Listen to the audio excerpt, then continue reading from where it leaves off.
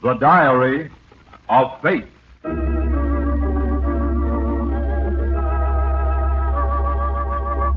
Fate plays no favorites. It could happen to you.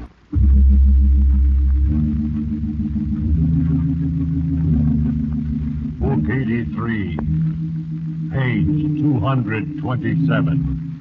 In the Diary of Fate. Yes, here it is. The name, Edward Matthews. Occupation, farmer. A universally respected endeavor, but frustrating to you, Edward, because it entailed hard work and no prospect of immediate wealth. You sold your farm, and with your wife, Ida, left for the city where you thought a man with money in his pockets could not fail. But again, you failed.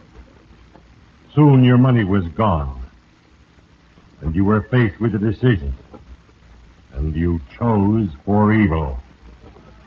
And then fate intervened with little things.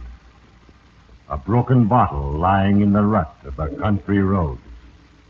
A forgotten automobile jack. A flat tire. Yes, they changed the whole course of your life.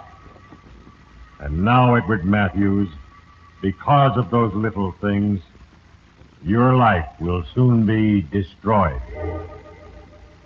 Soon it will be time for the final entry under the name Edward Matthews. When I have written, I will read from his record in The Diary of Fate.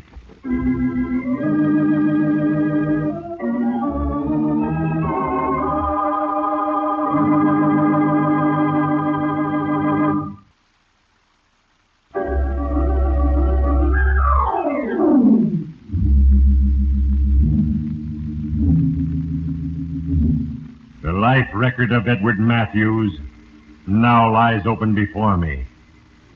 And for a brief moment, I, Fate, look ahead to a single instant of ultimate decision. Oh, Ed, I'm afraid. Well, don't be. Nothing can go wrong. Now, here's what we'll do. Tonight, after the old man goes to bed, I'll sneak into his room, take care of him, and get the money. Then we'll hide it outside under that big rock by the spring house. He'll recognize you, Ed. No, Ida. He won't recognize me. He'll be dead. Yes, in the life of Edward Matthews, a grim and ruthless decision was made. A decision for evil.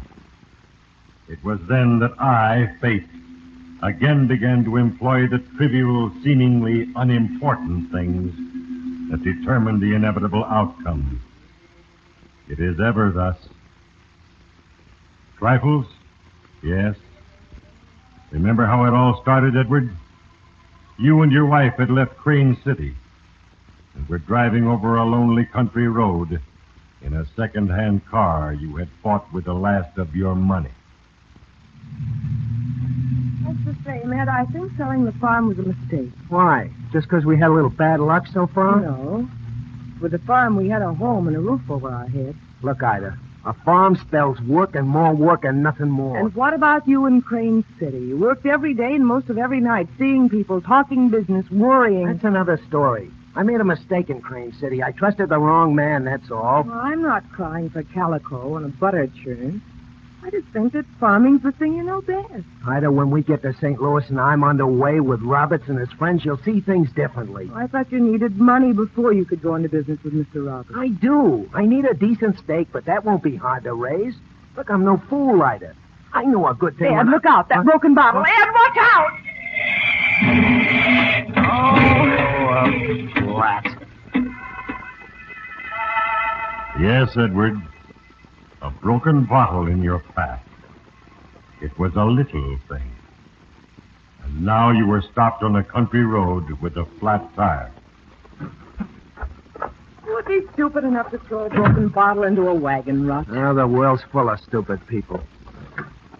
Hey. Ida, you move the tools.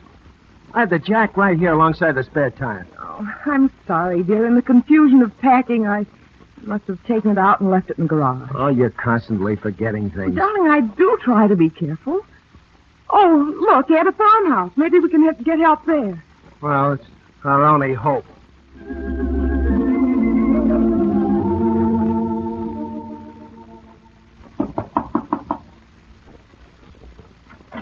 Well, what are you wanting now? Oh, I'm sorry, stranger. I thought you were someone else. Someone else? But not exactly a friend, though. Hardly. You know, Count named Luke Huggins. But my hired hand till yesterday had to run him off the place. Now, sir, what can I do for you? Well, I got a flat tire, and I don't have a jack in my car. Well, I guess I can help you out all right. You're alone? No, my wife's with me in the car. Well, fetch her. You might as well be comfortable in here. You folks hungry? Well, yeah, now that you mention it. Guess it's been a good 5 hours since we had lunch. Look, we'll be glad to pay for Never anything. mind, lad. Can your wife cook? Certainly can. She was raised on a farm. Good. Get her. I'm alone here now, and I'm not much of a hand around the stove. I've got the food, and you've got the cook. We should get along all right.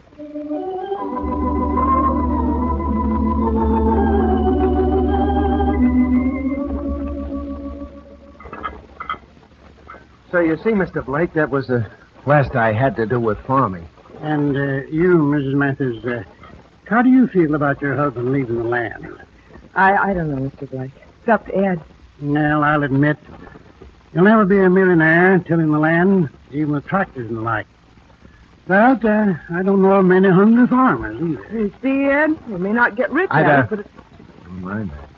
Mr. Blake isn't interested in our personal problems. You're wrong, young man. I am interested. What do you mean? Well, you see, I need help. I need a man in the fields, and Mrs. Matthews can take care of the house for me. And I can pay well.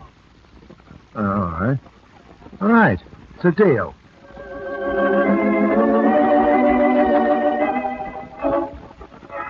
Yes, Edward. Because of little things, a broken bottle and the forgotten jack, you now had an opportunity to return to farming, the work you knew best. But an hour later, as you walked through the dimly lighted hall toward Cyrus Blake's room, you thought only of St. Louis and Mr. Roberts and the easy riches that awaited you if you had the initial investment. You were about to knock on the half-open door when you saw something. Something that rooted you to your tracks. In the half-shadows of his room, Cyrus Blake was hiding a small metal box behind some loose bricks of the fireplace. Quickly, you retraced your steps in silence until you were yards from the bedroom. Then, you approached again, noisily. Mr. Blake? Oh, it's you. Yes, sir. Thought I'd check with you about the morning chores. May I come in? Yes, of course. Oh, thank you, Mr. Blake. Now, sir, about tomorrow, You're pretty sly, aren't you? Sorry. Why, what do you mean, Mr. Blake? Coming in here this way, your first day on the job? I see what you mean. Sort of. Polishing the apple a bit, isn't it? Yeah, that's it. But I was just joking with you, Ed. I'm glad to see you're anxious to get going. Yes, sir. I am anxious to get going.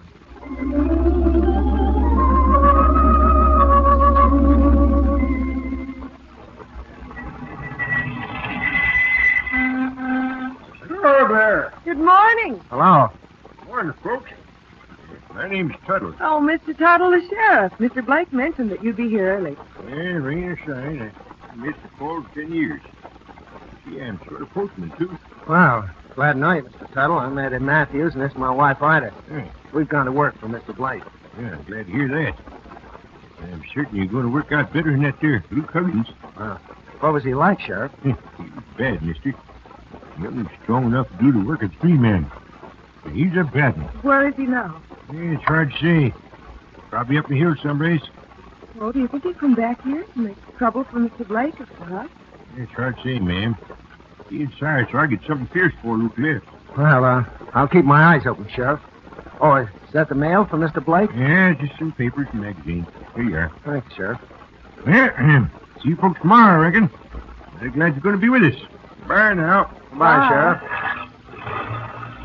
Ed, I'm frightened of that Luke fellow. Don't worry, Ida. I don't think we'll be around here too long. What? Why, Ed, only a minute ago you said things were all right, that we wouldn't be running off. And we won't be, Ida. Not for a while, anyway. Not before I can get my hands on Cyrus Blake's strongbox.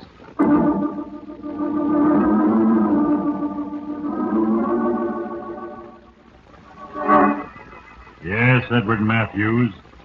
You had made your decision. A decision for evil. And even as you chose, a plan was set in motion. And the end for you was certain. Soon there would be no turning back. And soon I would be able to record your final entry in the Diary of Fate.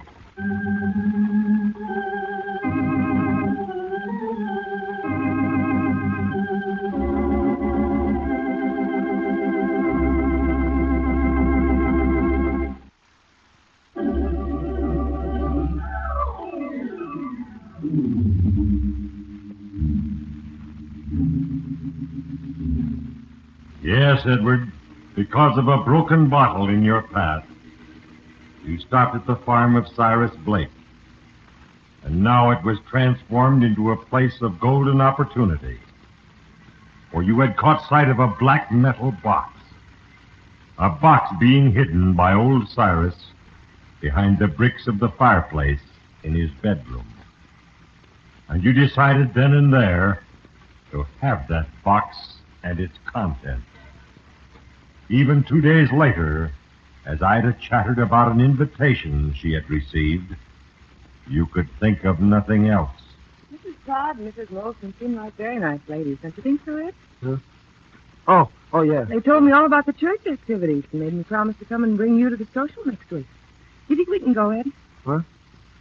Go where? To the church social in town next week. We've been invited. Listen, Ida, I don't want you to have anything to do with the people around here. But, Ed, they're so nice and friendly. Yeah, well, we don't need any friends here. I don't want anybody finding out too much about us. Now, what do you mean by that? Look, when you and the old man were out in the chicken yard this morning, I sneaked a look in that tin box of his. And just like I figured, it's full of money. Big bills. I'm gonna get that money, Ida. Oh, Ed, please, we'd be caught, sure. No, we won't. I'll take care of that. What are you going to do? I don't know yet, but I'll figure it out. Something will happen and give us a chance. You'll see. We'll just keep waiting until the right time.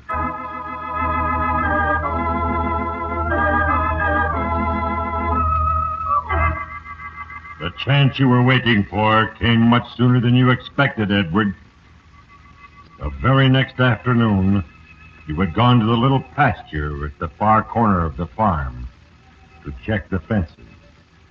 And there, half hidden under a stack of straw, you found something that sent the blood pounding through your veins. You ran back to the house and found Ida. Ida! Ida! I'm in here, Ed. What's the matter? Where's the old man? I don't know. I suppose he's taking his nap. Why? Good. Come on with me. I think I've got the answer to all our problems, Ida. And it's down there in that corner pasture.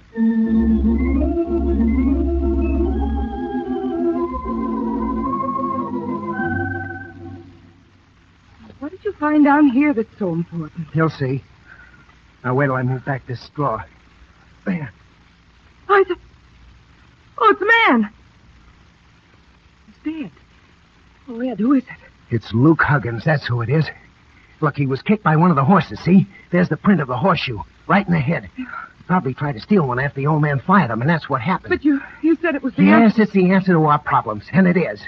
We gotta hide Luke's body so it'll never be found. Hide it? But why, Ed? Why? Look, no one knows he's dead. They all think he's up in the mountains.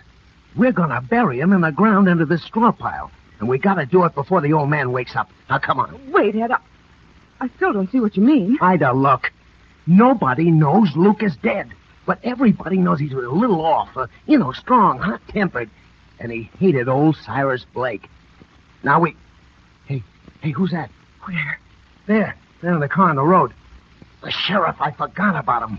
Oh, he's going to stop at the house, Ed. Yeah, I know it. Look, you go up there and keep him occupied. I'll do this job alone. Just don't let him or the old man come down here till I'm finished, you hear? All right, Ed, I'll try, but hurry.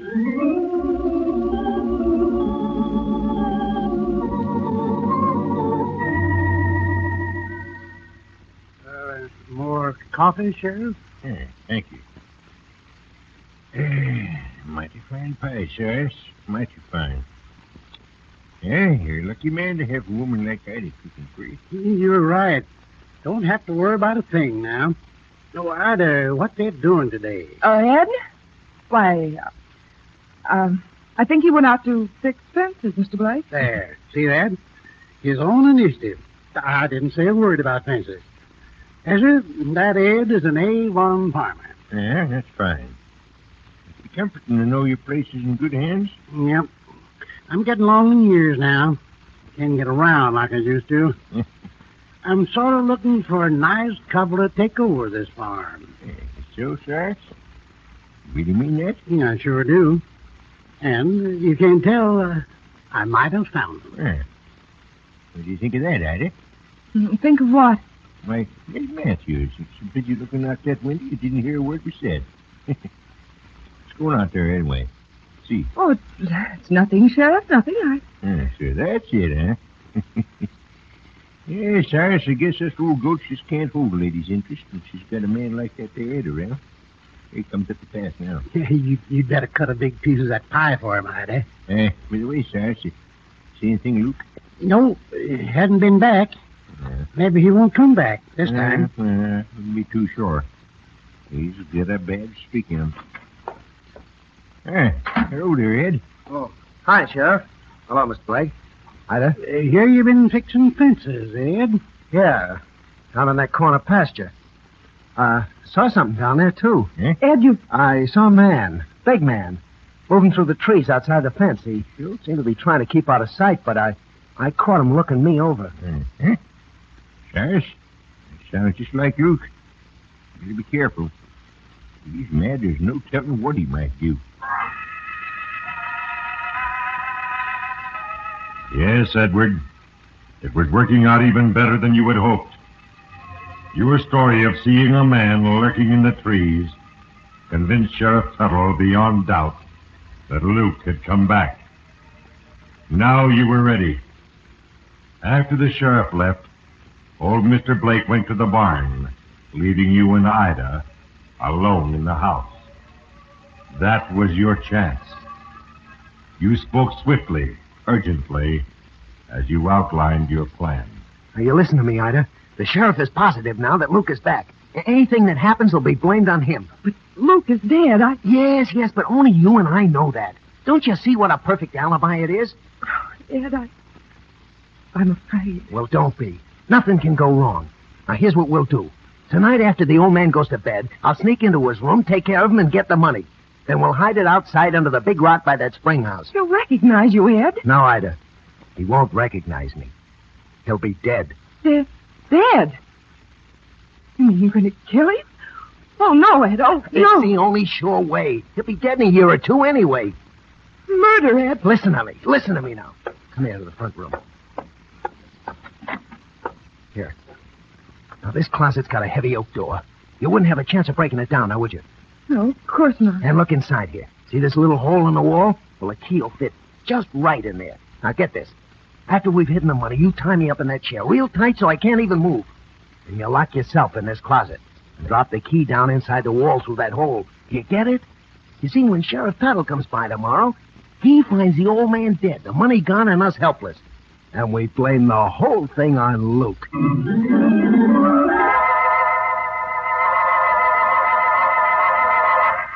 Yes, Edward, it seemed perfect. In a few hours, the box of money would be yours. After dinner, Mr. Blake retired and soon fell asleep. But there was no sleep for you, Edward Matthews. No, you had work to do. And now, at last, the time had come. You picked up the heavy iron stove poker and went to his room.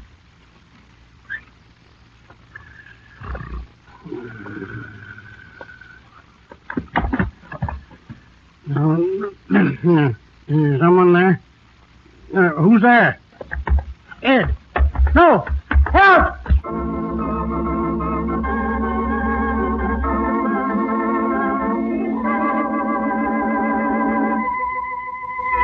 In that instant, Edward, you committed murder. You dropped the poker and went at once to the hiding place of the money. You ripped away the bricks, tore open the box, and gathered up the bundles of bills. Then you hurried out to the spring house. In a matter of moments, the money was safely hidden under the big rock, and you were back. Ida, come on. We gotta move quickly now. Get hold of yourself. You're trembling. I'm all right, Ed. Come on, then. Now put down that cigarette and tie me up. Here's the cord. There. That's enough. I'll tie my own legs. You'd better get some more for my hands. Yeah, this big chair's perfect. It's heavy and easy to tie to. That's one leg. Come on, Ida. Come on. Start tying the cord to the back of the chair. Now hurry up. Right, I'm hurrying.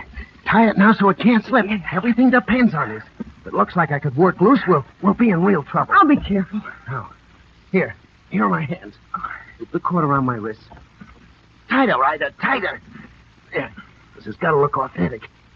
That's it. Now tie it and pull the knots hard. There. Got it? Yes. Well, that's it, Ed. You'd never get loose by yourself. Oh, good girl. Now get into that closet and lock the door.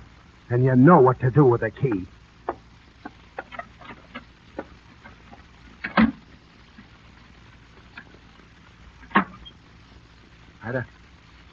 Ida. Are you all set? Ida. Yes, Ed, I just dropped the key inside the wall. Oh, it's fine. Well, now we got nothing to do but wait. And tomorrow we'll be rich, Ida. Very rich.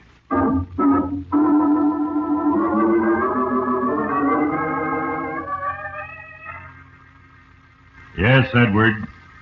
You and Ida had nothing to do but wait. And your alibi for murder was flawless. But you who listen, lest you think fate unjust, a conspirator in evil, mark well the final entry. For in a few moments, I, Fate, will write for the last time in the record of Edward Matthews. When I have written, I will read from the Diary of Fate.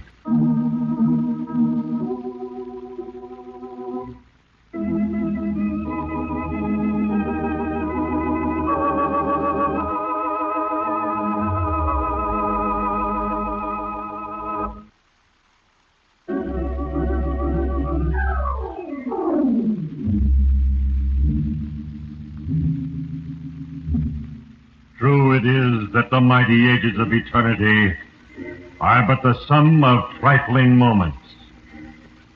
And also it is true that destiny is shaped by seemingly inconsequential happenings. Little things.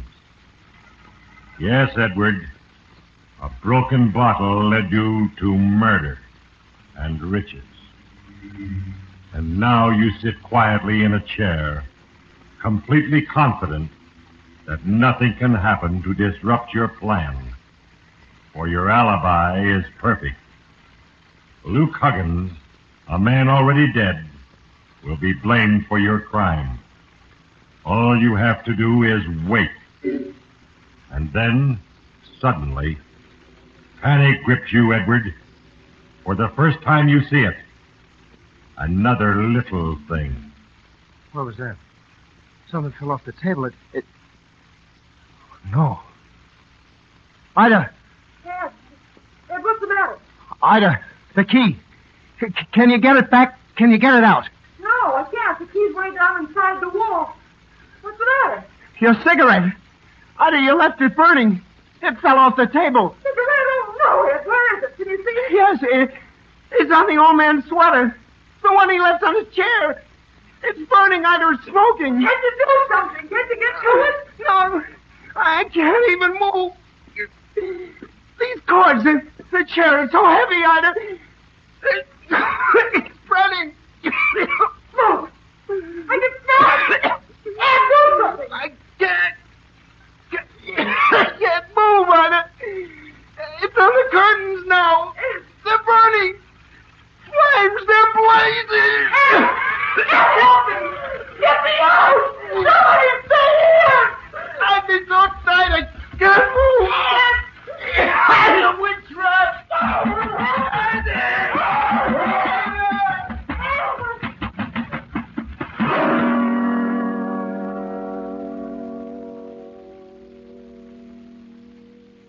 Yes, Edward.